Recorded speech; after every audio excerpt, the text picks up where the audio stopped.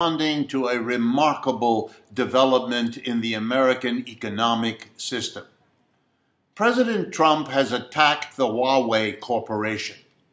He has attacked foreign-owned corporations in general. He has used national security to justify preferring American-owned companies to foreign, and to attacking the business relationships between China's Huawei Corporation, a leading telecommunications company, and the American companies, particularly those that provide Huawei with components and inputs. Why am I concerned about this?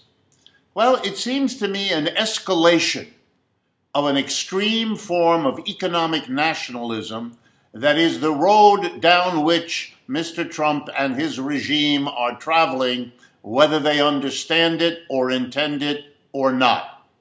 It is also extremely self-destructive. It was impossible in years gone by for strong, extreme economic nationalists to survive. Germany under Hitler couldn't do it, and they were very strong, and the internationalization of the economy was not as far along as it has come since.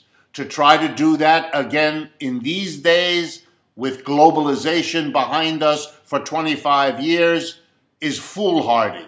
Let me explain briefly how the Huawei attack by Trump illustrates this point.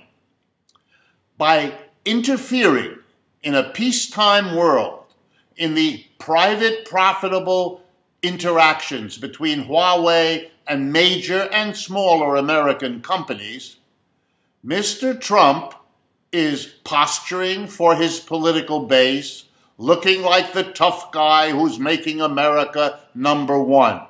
But here's what his actions will now produce.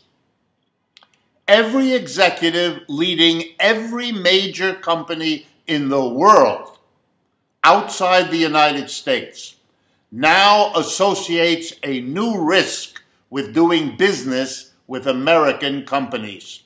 The risk is that some president, Mr. Trump or anyone who follows along his lines, will, for their own political advantage, interfere and jeopardize that company.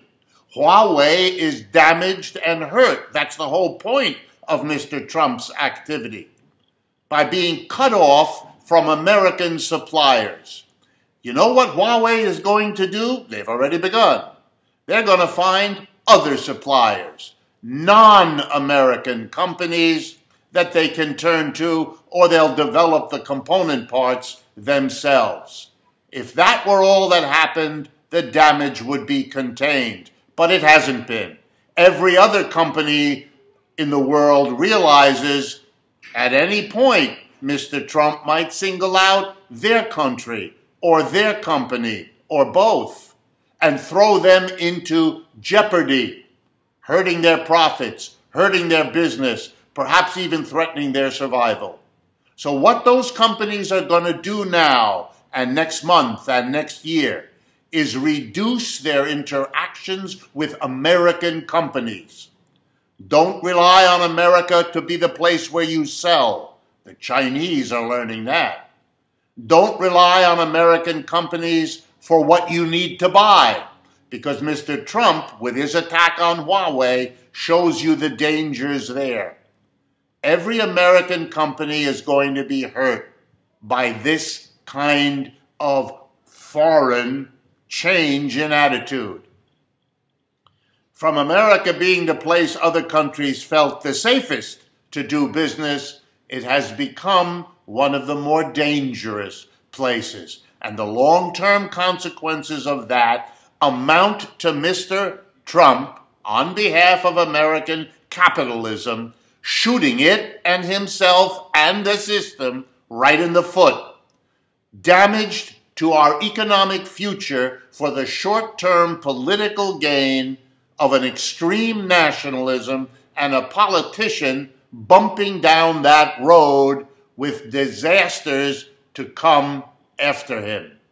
This is Richard Wolff responding to an urgent and basic change in America's relationship with the rest of the world, going it alone in a globalized world is a very bad economic strategy.